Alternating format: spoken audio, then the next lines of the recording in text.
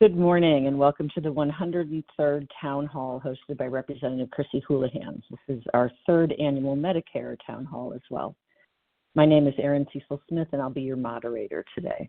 For those of you who have joined us at Town Hall before, welcome back. And if this is your first time, we're very happy to have you here with us this morning. Before we get into our conversation, let me point out that Chrissy is permitted by law to discuss only official activities during this Town Hall.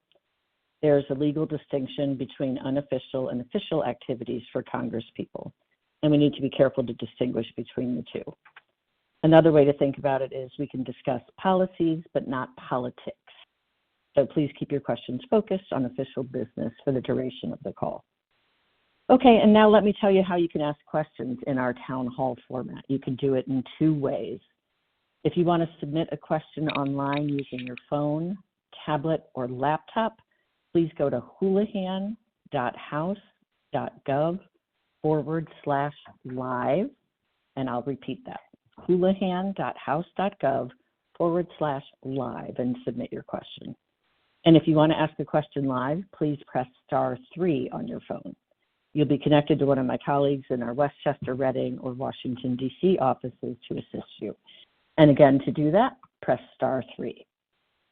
Judging by the size of our audience today, Chrissy might not be able to get to everybody's questions, but if you have given us your email address and or phone number when you submit your question, we will respond to you after the town hall. And you can always go to our website and send us an email from there with any questions you have.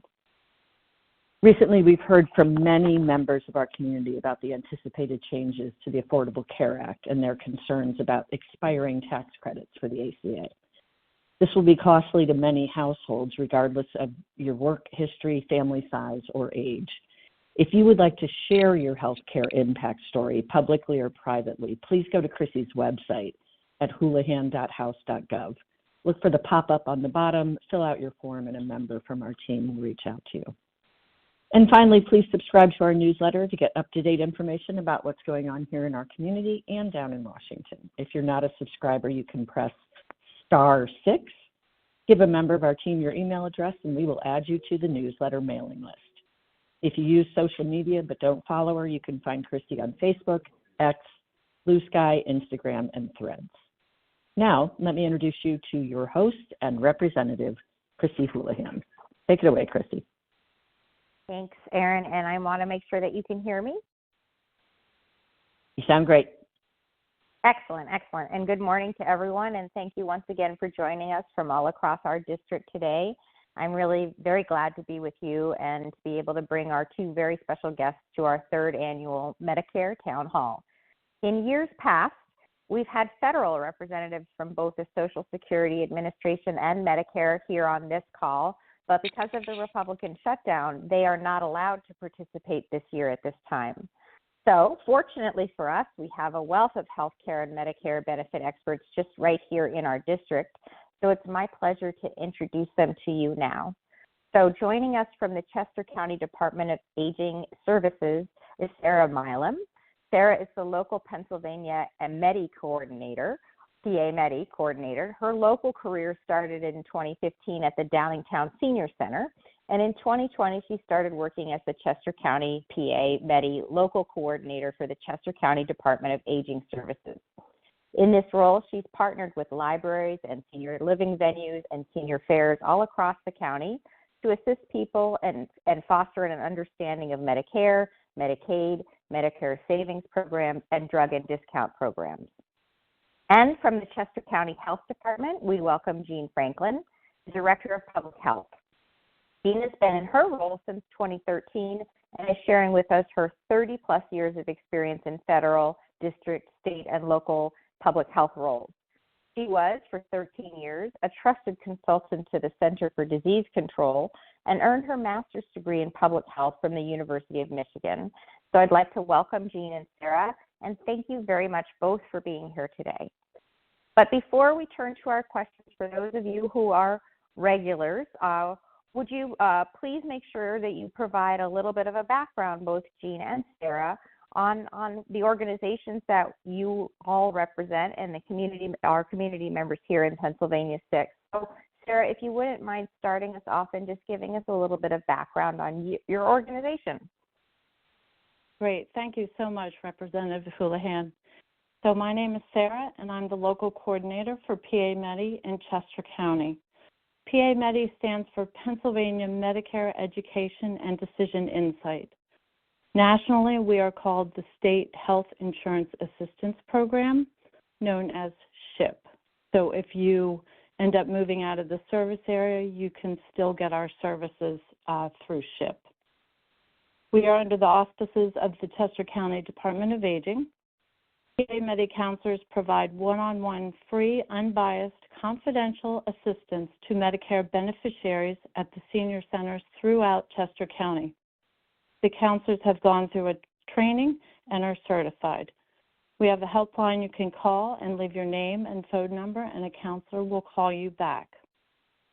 We also offer presentations throughout the year at various libraries and senior centers throughout Chester County. The presentations can be in-person, virtual, or hybrid, depending on the venue, and registration is required. So please call the venue to register. A list of our presentations are on our website with the venue and how to register. One of our presentations is a Medicare 101 presentation. It gives a nice overview about Medicare Part A, which is hospital insurance, and Part B, medical insurance, and the costs. It explains Medicare supplement insurance and Medicare Advantage plans and the differences, and discusses prescription drug plans, also how and when to enroll in Medicare and the different plans. We have a Medicare 102 presentation, which gives a refresher of Medicare, special enrollment periods, prescription drug payment plan programs that will help with costs, PACE and PACE-NET, when you can switch plans, and your right to appeal, and more. The third presentation we have is called Fine Tune Your Medicare, and that discusses what you need to do during open enrollment. It helps you understand what Medicare open enrollment is, changes you can make during this time, and how important it is to review your coverage every year. And you will learn about the mailings that you receive, changes with the Medicare Advantage plans, and prescription drug plans. Counselors can guide people who are new to Medicare with how to sign up for Parts A and B, explain your options, Medicare Advantage plans, Medigaps, and prescription drug plans. Counselors will use the tools that we have to give you premiums, copays, deductibles, and maximum out-of-pocket costs. We also help people who already have Medicare with billing questions, appeals, and other questions that they may have. During open enrollment, which is from October 15th to December 7th, the counselors do counseling at the senior centers, libraries throughout Chester County, as well as the West Bradford Township Building, Government Services Center, and some of the senior living places. If you want an appointment at a senior center, please call the senior center. If you'd like an appointment at one of the libraries, West Bradford Township Building, or the Government Services Center, you can call our special open enrollment helpline number to schedule an appointment, and that number is 610-344-5234. Thank you. You're very welcome, and clearly you have a wealth of information and knowledge that we're going to make sure that we are able to push out and to broadcast. Before we move on to Jean, would you mind providing the website information again for you guys, and also your phone number once again, and we'll do that again at the end of the call too. Sure. So our website is www.chesco.org/477/PA-Medi. And we do have a regular helpline, which that number is 610-344-5004. And if you'd click option 2, then you will just need to leave your name and a message, and a PA Medi counselor will call you. And our open enrollment helpline, scheduling line, is 610-344-5234. Excellent. And again, we'll ask that again at the end. So if you didn't happen to have a piece of paper or a pencil, we will make sure to ask that question again. And Jean, would you mind telling us a little bit about the comprehensive work that you're doing at the Chester County Health Department? Happy to do so and happy to be here. So thank you, Representative Houlahan.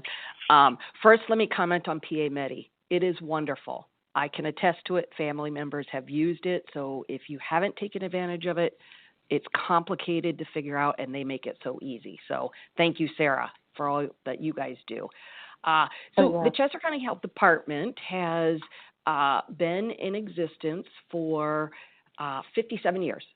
We were here since 1968, and throughout that time, we've been very consistent in our services. And very briefly, our services cover three main areas. One is environmental health, and that covers restaurant inspections and water and sewage for private homes, mobile home inspections, and so much more. The next is population health, which covers assessing communities as well as the entire county to determine what is lacking, what is working, what are our residents saying, what are nonprofits saying, and then coming up with plans on how to enhance and satisfy the need of the communities. We also, in that group, investigate all 70-plus required diseases in the Commonwealth. And by investigate, it indicates that we are communicating with the individual who's impacted by the disease to understand if others have been exposed to that disease and how they can protect themselves from actually getting the disease. And then how does the person with the disease, what's their course to become well again and reengage in their normal life. And then we also, with population health, look at emergency preparedness. So we partner a lot with the Department of Emergency Services, and while they focus on responding in general, we focus on the health impacts of it and how do we ensure individuals' health are not impacted by a particular event. And then lastly, we provide personal health services, which are really more of those services out to individuals. So we have a clinic.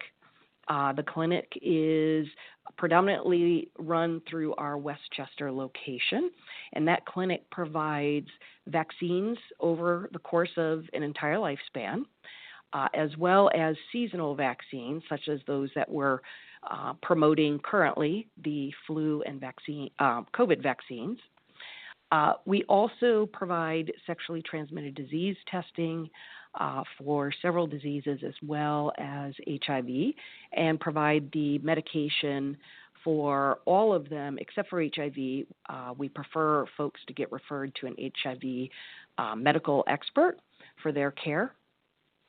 And then we also have a tuberculosis clinic for individuals who need testing and treatment for whether it's latent or active tuberculosis. And the goal here is to limit the spread of tuberculosis and the impact on an individual's well-being. We work a lot with hospitals and physicians around tuberculosis, but we are kind of the de facto tuberculosis expert in the county. And then we also provide home visiting through nurses that are focused on high-risk women who are pregnant and their children. These home visit programs, there's multiple ones, and they basically kind of create a linkage to each other, so a family has the potential to have a nurse kind of guiding them through pregnancy and early childhood development to increase their meeting milestones within those pregnancy and early ages.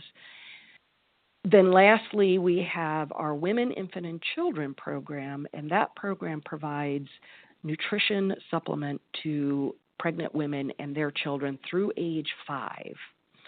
So in this program, it is different than the SNAP program in that individuals are counseled by a nutritionist who tailors all of the food that they are eligible for to meet their health needs. So if we have a pregnant woman who is low on iron, we tailor the food to increase the iron.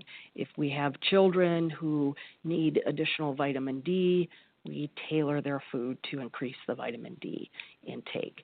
So that's a general overview. Of course, as a broad department, we're also monitoring what are the trends coming out of other countries, other regions in the United States that may impact us, and how do we stay ahead of that? We're also very interested in ensuring folks have access to information that is factual. So if you go to our website at chesco.org/health, you'll see very factual-based information, also linkages to other sources of information, and our team tries to communicate what are the healthy behaviors, what are the healthy actions individuals can take to help improve their health or return to good health. So I'll pause there. I could talk probably for an hour just on the health department, but I want to turn it back to make sure we get time to questions. Yeah, and thank you, Jean. And one of the things that is evident from what you just outlined is just how critical your organization is to all of our health. And I think that we all collectively understood that even more when COVID struck, particularly the help that Chester County provided to our neighboring counties during that crisis was, I think, literally life-saving. And we, I think, collectively realized that we really need to make sure that all these kinds of services continue to be maintained for the better of all of us. So, one person's health affects the health of all of ours. And so thank you very much for those introductions, ladies. And I would, as I mentioned earlier, like to turn to a couple of quick questions, one for each of you. Historically, in our telephone town halls in particular, we usually start with sort of the question that we think that is on the top of mind of most people. So hopefully that sort of answers your question before we get started. Sarah, for you, to level set for our audience today, could you really briefly, and I know this is really hard because as you've mentioned, you've got 101 classes and 102 classes and all those kinds of things, but could you very briefly explain what the different parts of Medicare are and what they cover? Sure. So there is Medicare Part A, which covers hospital. So that's like your inpatient care at hospitals, skilled nursing facility care, hospice care, and some home health care. And we also have Medicare Part B, which helps cover medical. So that's going to be services from doctors and other health care providers, outpatient care, home health care, durable medical equipment, and preventative services. And there's also Part D, which is the drug coverage, and that helps cover the costs of prescription drugs. The beneficiary will have some premiums and copays to pay. And then there's Part C, which is Medicare Advantage plans. And Medicare has approved plans. They're approved by Medicare, and they're private companies, and they include health and drug coverage as well. Thanks. And obviously they all work together, and we will learn more about those, I'm certain, during the course of this conversation, and we will also make sure to give you all the information that you need at the end of the call to access some of the more in-depth understandings of this. And for Jean, your question, I know that a lot of our listeners have a ton of questions about a lot of different topics, but something that I know has been on the top of mind for a lot of people in our community based on the calls that we're receiving over the last few weeks is funding for services. CCHD relies on state and federal funds, and given the current federal situation, which is also paired with the lack of a budget from Harrisburg, could you tell us a little bit about how this uncertainty is impacting the services of CCHD, if at all, and can you provide an update to our community on this? Absolutely. It's top of mind for myself as well. So, as you said, Representative, we rely on state and federal funds. So, our federal funds go through the state Department of Health and then to us. So, we don't have access to federal funds directly. So, if the state is not receiving federal funds, then we as a local health department do not receive those federal funds. And then, of course, with the state budget impasse, since mid-year, the state has stopped all of its payments to local health departments and many other departments, but I'll just stay focused on that topic. So, what's this do? It really puts us in a unique position because both budgets are at risk. The third component of our budget is county dollars. And you can imagine if the county departments are not receiving state and federal funding, then the county is looked to fund these programs. So since July, the county has funded the programs and anticipates repayment from both state and federal budgets when they are back up. If the And since mid-October, the county can only now pay for 75%, and then that will change over time for those that are contracted. So where that puts the health department is so far, due to the fortunate situation in Chester County, the county has been able to keep our services open, all of them, at the health department. However, we do have plans as a department on, should that change, what are the services that we would have to put on hold or reduce the number of hours available, reduce the number of staff who are doing it, or just, like I said, put on hold altogether. And then how does that then progress if it lingers longer than, certain timelines? So it's very unnerving. I apologize to how it may make our residents, but at this moment, we are fully operational with plans in the event we do have to change. And thanks for that answer. And what we'll do also, because we haven't had an opportunity to talk to folks from Berks County on this particular call, is we'll make sure that we do some research on how this is working out in Berks, because each county has its own budget and its own processes and, frankly, its own services and departments as well. So we want to make sure that we're providing good information for the portions of Berks County that we serve too. So we'll go ahead and put that information up later as well. And I very much appreciate the very detailed information. And there is a lot of uncertainty right now. I'm speaking to you currently from our district and heading down later this afternoon to the District of Columbia. I'm hopeful that maybe somebody will meet me there so that we can maybe get some negotiations going to begin the process of opening the government. With that, we're going to go ahead and turn it back over to Erin, who has a series of questions, I think, for us, and they will be for each of us and maybe all of us. And over to Erin. Thanks, Chrissy. Our first question comes online from Marilyn L., and she has a question for Sarah. The question is, what is the best website to compare Medicare Advantage health insurance plans?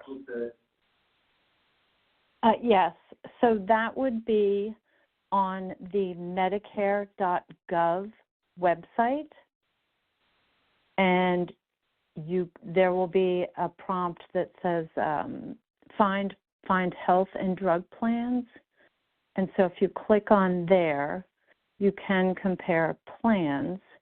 It will ask you to input your drug list, and by doing so, your drug list will auto-populate into the different Medicare plans and the drug plans for 2026.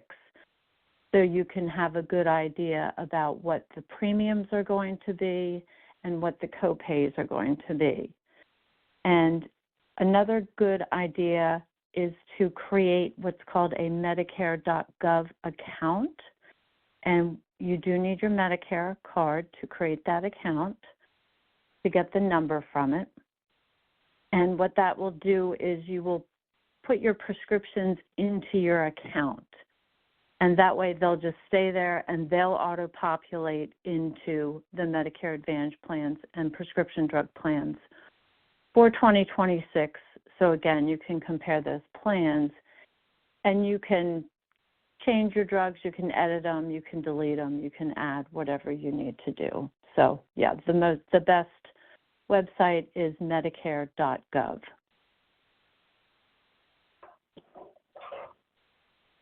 Thank you, Sarah. We have another question. This one for Sarah first, and then we'd like to pass it to Jean and Chrissy for comment. The question comes from Deb W., who asks, is there a chance that telemedicine will be continued? So Sarah, we'll go to you first. Yeah, I do know that they are kind of stopping telemedicine for right now, mainly for, there are some exceptions. For instance, if you live in a rural area and you are getting a telehealth call through a rural hospital or clinic, you can do it that way. For people who have strokes at home, you can also do telehealth. And people who are having in-home dialysis, you can also do telehealth as well. So this is Chrissy, and thank you for that. That's actually been something that's been top of mind, and we've gotten a lot of phone calls and outreach about this. Telehealth was one of the silver linings to COVID. We realized how the technology had evolved and how useful it was to be able to have consultations be able to be done electronically, and not only by Zoom or televideo or video conference, but also, frankly, by phone too. We were able to push forward a permanent extension for Medicare for behavioral health, for telehealth, and that's good because we clearly have a dearth of people who can help us with mental health issues, and there are also complications or have been complications across state lines on this. So good news is that this benefit that we learned about from COVID has been extended to mental and behavioral health for Medicare. But unfortunately, when the government shut down, so did largely the remainder of telehealth programs, and that's where I've been receiving a lot of phone calls, particularly from people who were going through telehealth consults so that they could be ready for surgeries and those sorts of things, which, of course, inconveniences the doctors as well as the patients because they have to travel to places that are literally kind of checking boxes about whether they are ready for surgery or following up on consultations that they've already done in person.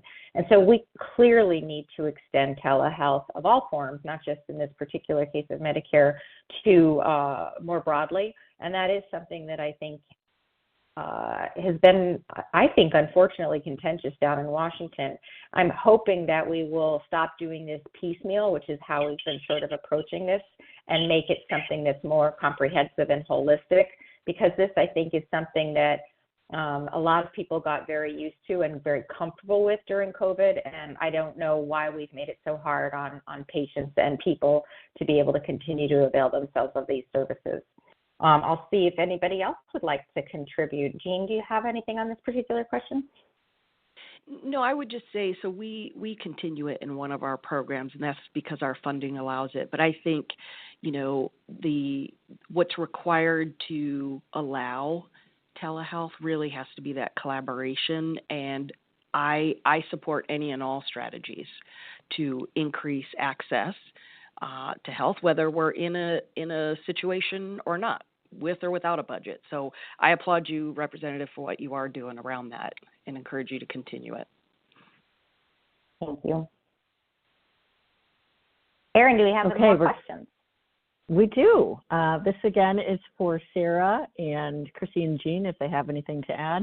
Our question comes from Bill C. He says, IBX Philadelphia discontinued my current plan. The equivalent plan offered for 2026 will cost me $2,244 a year. In addition, all copays are going up. Are these cost increases associated with President Trump's July 4th bill, or are they normal inflationary increases? That's the question for you, Sarah and company. Okay. Yeah, things usually do increase every year. From what I have read, the Medicare Advantage plans aren't getting as much funding as they used to, so they're having to cut some benefits, and things are going to be more expensive. Although I'm also wondering, you might be talking about a Medigap plan, which, yes, those have increased a lot lately, and we have seen that quite a big increase. I just think it's harder for the companies to make money. Unfortunately, they're passing that on to the consumer. I hope I answered the question. I agree. You know, each one of these conversations is a little bit is nuanced depending on the plan we're talking about, the place, the person. You know, all of those kinds of things that are pretty complicated. But what I think we can say, and you started with the same thought that I have, is inflation is causing things to go up, full stop, regardless of the July 4th president's budget. That is a truism. And also, because of the 4th of July big, beautiful bill, I think that what we're seeing is a combination of things happening. One is that Medicare and Medicaid will become increasingly less available. And as a consequence, insurance companies, I think, are adjusting, looking for, and hospitals are looking for those shortfalls, and they're going to inevitably be raising prices as a consequence to that. Plus, of course, without the ACA tax credits, premiums will be rising for many people. So there's a bunch of, kind of battles going on right now, and they're all connected but not the same. One is over the Affordable Care Act, and those who are on the Affordable Care Act will likely be experiencing quite significant increases in premiums, varying by who they are, where they live, how old they are, those sorts of things. Another is that Medicare and particularly Medicaid, and they are tied together, will be gradually affecting many people who are beneficiaries of that. As recently as last week, I heard of a group of folks with adult-aged people on the spectrum, autism spectrum, some of whom have been already removed from Medicare, and they are I guess the problem is they weren't notified or noticed at all that this was going to be happening to them. And so this is sort of a wave kind of situation. And what's going to happen, therefore, is that our hospitals as well are going to have to accommodate and are worried about their mix, their business mix. Some of their businesses, people who have private insurance, some of their business mix is people who have Medicare, Medicaid, et cetera. Some of them are uninsured, and they all have to be adaptive to make sure that they try to keep their business solvent. And so all of this is why, frankly, we are having this really important conversation to kind of talk about it in a more calm way in Washington, because right now a lot of these deadlines are coming together all at the same time, and they're going to be affecting everybody's pocket and everybody's care within the next 5 or 6 weeks. In terms of people who have the Affordable Care Act, and for those who have Medicare, Medicaid, it will be over the course of time. But now is the time to have this conversation, because I think that healthcare, affordable, quality, and accessible healthcare is something that our community, kind of regardless of our political affiliations, is really, really worried about. I'll see if Jean would like to contribute to that question. You two beautifully covered it. Thank you. Okay, we'll move on. You won't be surprised that we've gotten this question from quite a few people, including Patsy and Mary H. And they are asking, what about changes to Medicaid? Is there information available? Can you start with Sarah on that one too? Yeah, there are going to be changes that are going to be coming into effect eventually, especially with the who can actually apply now for Medicaid. That has gone down to just kind of select groups at this point in time. I'm sorry, I don't recall exactly which groups that is. But yes, they're definitely going to be affected. But as of right now, you can still, try and apply. Some of the changes are going to be kind of gradual and, from my understanding, not go into effect till 2027. Yes, yeah. I think that this is a little bit of, if you're going to be a little bit of a cynic, one of the things that I push back on most strongly about the Big Beautiful Bill is that a lot of the benefits that existed in that bill you will see right away, within the next year, tax year as well. A lot of the negative, very, very bad things you won't see until after the next election. And to your point, some of those will have to do with Medicaid and work requirements. Here are some of the key changes on that. One is that able-bodied adults who are 19 to 64 have to meet a community engagement threshold, which means that they need to work for at least 80 hours per month to maintain the coverage.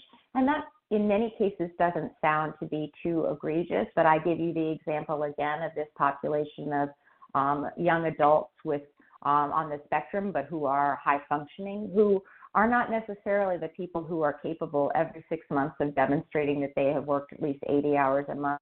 Not that they are not, but just because we're creating barricades. I was unsuccessful in being able to put an amendment in to kind of carve out the ability for people in these kinds of populations to be able to continue to use Medicaid. And so I think that this is a process of making sure, of unfortunately, saving money by making it harder for people to do things. And that's the opposite of, kind of combating fraud, waste, and abuse. There's another part of the bill that's new as well, which is eligibility and verifications. States are going to be asked to make more frequent checks on eligibility. And as you mentioned, the time frame for retroactive coverage is going to be reduced as well. And so this is kind of the things that, again, are making it harder for people who are able to be qualified for these benefits and these services to be able to participate. States are prohibited now from creating new or increasing existing provider taxes as well. And the federal budget, the federal funding is being reduced for states with higher, what they call error rates in their payments as well. There are some other parts of the bill that have some immigration restrictions, which are unfortunately affecting lawful immigrants, people with green cards as an example. And there's going to be an increased administrative burden, as I mentioned. I am a person who also believes in making sure that we don't create rules for rules' sake, but I feel like that a lot of this stuff has created a burden to make it harder for the administration of something and also for people to avail themselves of Medicaid. I hear something similar to this, frankly, when I'm kind of fighting in Washington about veterans benefits. A strategy for saving money, so to speak, for the government, for the federal government, is to make it harder for people to be able to participate and to make it more narrow and more narrowly defined, and also to make it more narrowly defined in terms of the time horizon. So as an example, by making telehealth, extending it forever, which we did for mental health, for Medicaid and Medicare, that costs a lot of money long term, and the government went in terms of how people count that money. And so a lot of times what you'll see in Washington is people trying to extend benefits only for short amounts of time, because that in the books financially looks like it's less expensive. The reality, though, is it creates all these wickets that we all collectively have to go through when that inevitably expires, and then we have to have the conversation about continuing it. I'll see if anybody else would like to participate. Jean, any other things to add? I was thinking about the administrative overhead of it as well. So I appreciate you bringing that up, and it will also impact our providers in how they, receive, want to participate in, et cetera. And any of these changes causes a trickle down. So folks are going to be living without that benefit, which then is going to put us into a scenario of people going to urgent cares and emergency rooms more frequently. Just in from some perspectives, is to save them money when in fact it just creates bigger impacts financially to themselves personally. Yeah. Well, thank you for that. And let's see if we have any other questions. Before we go on to our next set of questions, Chrissy, I just want to remind people how they can submit a question.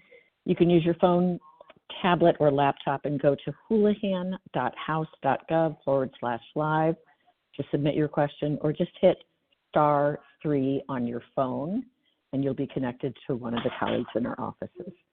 Thank you. And moving on to the next question. This is from Donald E., and he asks, what is the status of the Medicare Trust Fund? Will it run out of funds similar to the problem with the Social Security Fund? Chrissy, we'll start with you. Sure, and this one's a little bit complicated, and I want to make sure that I kind of get it as best as I can. The Medicare Trust Fund is more complicated than Social Security, the Social Security and the Social Security Trust Fund conversation, because Medicare is funded through two separate trust funds. One is the Hospital Insurance Trust Fund, and the Supplementary Medical Insurance Trust Fund is the second. The Hospital Insurance Trust Fund, or fund, which covers Part A, is primarily financed by payroll taxes, while the other fund, the SMI, or Supplementary Medical Insurance one, covers Part B, and we already talked a little bit about the difference between Part A and Part B, one being inpatient and one being outpatient. And it also covers the Part D part, the prescription drug part. So it's financed. That one is financed by premiums and by the general federal revenue. So there's different funding streams coming to each of these two funding streams that ends up being beneficial here. Due to the payment structure that we were talking about, the Hospital Insurance Trust Fund will only be able to pay around 89% of its obligations starting around 2033. And so this is better than what the Social Security conversation faces, but we clearly still need some reforms to be able to get ourselves through this issue with Medicare, to be able to provide paid providers and to be able to incentivize them to take on Medicare in addition to dealing with the rising costs. So this is a little bit different conversation. What I will say is that correctly and understandably, there's a lot of worry about being fiscally responsible. I share that concern. In fact, there's only about 6 or so members of Congress who are part of a bipartisan fiscal forum group, and I am one of them. I'm also one of the very few Democrats who have called for a commission to talk about making sure that we look more aggressively at things like the solvency of Social Security. It's not a terribly popular place to be, and actually kind of interestingly, at this point in time, regardless of what side of the aisle you are, it's a pretty dormant conversation, because the bill that was just passed, the big beautiful bill, did not in fact reduce the deficit or debt. In fact, it ballooned it. So both parties, frankly, are responsible for these kinds of non-fiscally responsible behaviors. And so I'm hopeful. Why I think that this commission is important is that Congress has a hard time finding their way to solutions in this area, and historically commissions have been helpful in those kinds of things. Speaker McCarthy actually was the person who led that effort, and I was a co-signer on that. And I'm hopeful that at some point this will come back around in the conversation, either legislatively or through an agreement that happens as a result of things like the shutdown, that we will end up having this commission concept rejuvenated and revitalized. Thank you, Chrissy. I'm just going to jump in here to remind people, if you don't already subscribe to our newsletter, please press *6. And you can go to our website at any time and look at our entire newsletter archive, including a very detailed newsletter that Chrissy wrote just after July 4th about the one big, beautiful bill. Okay, Chrissy, Yes. we are going to go to. Go right ahead. And Erin, if I could quickly foot stomp on that, I think one of the best things that we do, and I'll give all credit to our communications group, is making sure that we communicate abundantly with people. And I think we get a lot of really good feedback on those newsletters, and they are the place where you can get the most information, the highest, content of information. Of course, all of our social media channels also allow for that. But this is a really, really good product. And so if you wouldn't mind subscribing to it, that would be terrific. Great reminder. Thank you, Chrissy. Okay, we've got another online question, and this comes from Phyllis from Sinking Spring. We're going to go with Jean first and then to Chrissy and Sarah. Phyllis says, I'm very concerned about how fewer and fewer people, and particularly children, are getting vaccines. RFK Jr. is making changes to how we view vaccines and making people more fearful about public health safety measures. What are your thoughts on vaccines, and how can we make sure that we have access to them? Great Jean, question. we're going to go with you first. Yeah, great question. And it's an important one. Certainly with all that we've seen change in the vaccine world. So vaccines work. They've been around for a long time. There are a lot of measures in place evaluating them. There's measures in place for people, particularly the healthcare industry, to report reactions so those can be understood and analyzed. So I support them. We as a department support them. We are seeing, and we will continue to see, a potential decline in the number of individuals vaccinated. And some of this is an impact of COVID. So the children born during the COVID period were not able to go and start those conversations with their physicians because we weren't doing in-person care. So, and when you mix the timing of when they should start getting it, about now, start the schedule, they are now uncertain because of all the rhetoric around the vaccines. So we anticipate that being a natural impact. We anticipate the, misinformation, disinformation being an impact. We anticipate the availability being an impact. I can tell you right now, we actually had more people asking for the COVID vaccine this season than we estimated, and some of that may be because they were told it may be either in short supply or someone else is making the decision that they can't have it. So we are fully supportive of a shared clinical decision making with families. You can't just simply take one person's word. You have to have that conversation with your physician, and it is unique to your family's situation. There are some folks that should no longer get certain vaccines based on their unique medical history. That is okay. But for the vast majority of us, vaccines are really what has been a historical public health success, very similar to seatbelt wearing, which was a public health initiative. So we have to really ground ourselves in the facts and not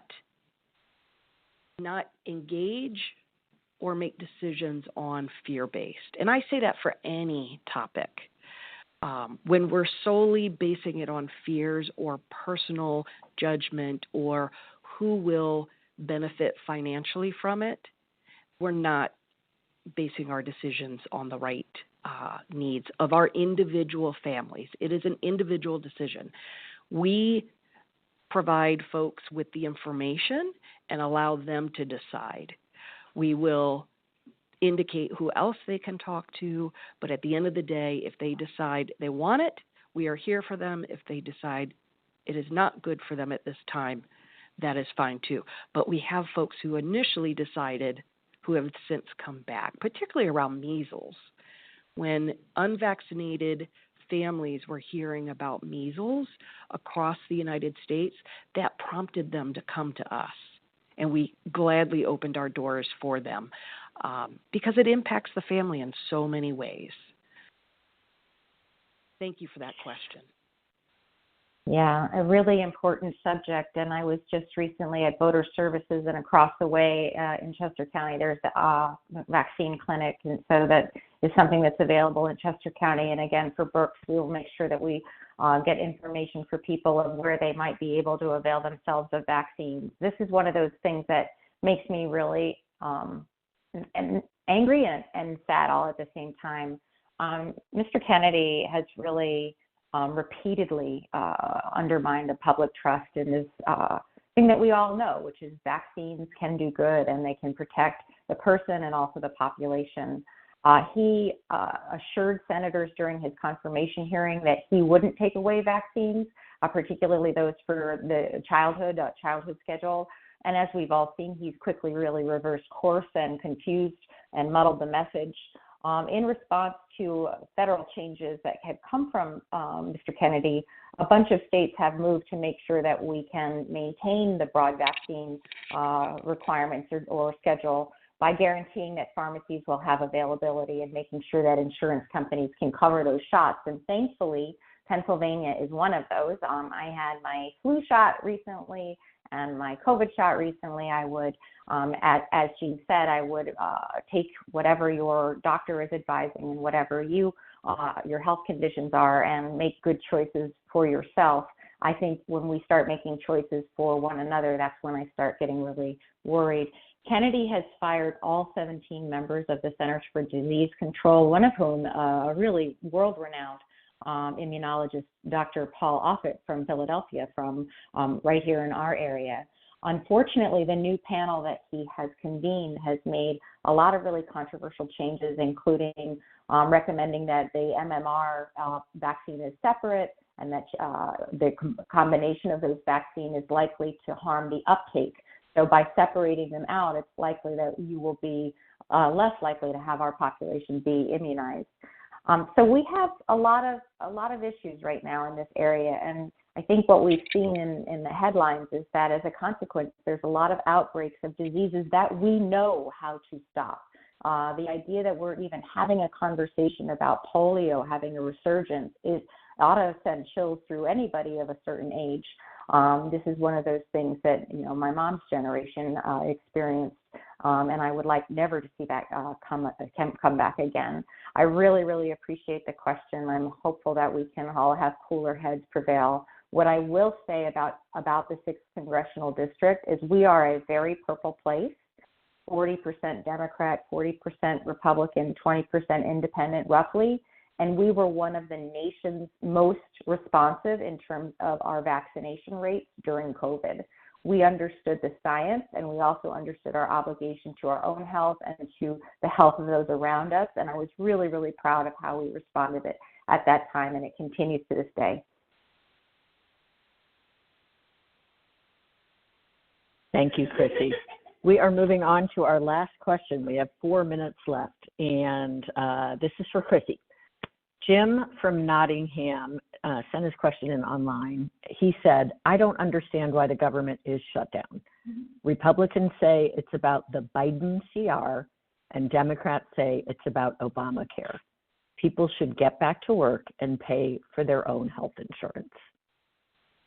So, Chrissy, there's not really a question in that comment, but I think you can take it from here. Sure. And thanks, Jim. I'm also frustrated. This is my second government shutdown. I was sworn into what was then the longest government shutdown in history that clocked in over 30-something days when President Trump was president the last time. And here we are again, I think at now, day 36 of this shutdown. It's easy to be confused about what this is all about, and I understand the question or the statement. The reality is that this is not sort of business as usual in Washington, D.C. This is not yet another continuing resolution or yet another kind of battle of wills. This is different, and why this is different is that this continuing resolution is not quote unquote clean. It is indeed actually kind of a perpetuation of the big beautiful bill, which has a lot of things in it, as we've had in this conversation, that I really don't agree with. And I think as your representative in this government and down in Washington and in our community, my vote is your vote. And so at this point in time, this is not about sort of just kicking the can down the road and trying again some other day. This is indeed about the continuation of a set of values and budgets that I don't believe our community agrees with on issues such as what we spent the bulk of this conversation talking about, whether it's the cost of healthcare, the availability of healthcare, the fairness of programs like food. We haven't even touched on food scarcity and those kinds of things. So there's that kind of really important issue. The second one is, as I indicated, there is this moment in time that's happening right now where people are making choices of how they'll be insured or whether they will be insured on the Affordable Care Act. And tens of millions more people insured themselves because of these tax credits that were given during COVID. And I will tell you that these tax credits ended up with so many more people who are insured affordably, and I think that makes our nation more healthy and more secure as a consequence. So because that's happening at the same time that this continuing resolution conversation is happening, I think it's my responsibility to have this out with and have this over with now, not to wait until people experience the fact that they've decided not to continue to insure themselves, or the fact that their insurance has gone up in some cases 2 and 3 times. So it's time to have that conversation now. The other thing that's different about now is that over the last 9 months, effectively, the Trump administration has already been shutting the government down through their work through DOGE, through the work of all of these different parts of our government that I think are very, very important, like Housing and Urban Development, or the National Institute of Health, or the Center for Disease Control, or Department of Education. All of those things have been winnowed down and strangled over the last 9 months. And they've been done, in my opinion, and I think the opinion of many, unconstitutionally, against the will of the Congress, against the Constitution. And so another part of this battle is that Congress needs to do Congress's job, and the executive branch needs to make sure that they're working as a co-equal part of the government with the Congress. And so that's why this conversation is happening now. No one wants to levy pain on people. My own team is also working without pay. I understand the pain, as am I. I understand the pain that we are collectively causing, but to me, this is one of those places where we should be negotiating. And right now, Speaker Johnson, is literally not allowing us to come back to Washington to open the Congress. So that's what this battle is about. I'm heading down, as I mentioned, tonight or tomorrow morning to be down there for a variety of things to make sure that you know that I am there. And as you know from this conversation, I am also working while the government is closed. But that's kind of what the parameters of the conversation are about. Thank you, Chrissy. You're welcome. I think that takes you to your closing remarks. Excellent. Excellent. And I, once again, really appreciate and thank Dean and Sarah for their amazing contributions to today's conversations, but probably as importantly, their contributions every day to our community. As you can tell, there's a lot that goes on in our part of southeastern Pennsylvania that keeps us all healthy and that also keeps us all informed. So I want to thank you for that opportunity to have this conversation. This is, as I mentioned, kind of one of many town halls that we have. And I want you to know, as I mentioned, that even though the federal government is shut down right now, our offices are not. Indeed, as I mentioned, we are open for business, not only in Westchester and Reading, but also in Washington. So if you do have any questions or interests or concerns, you can call us or email us at any time.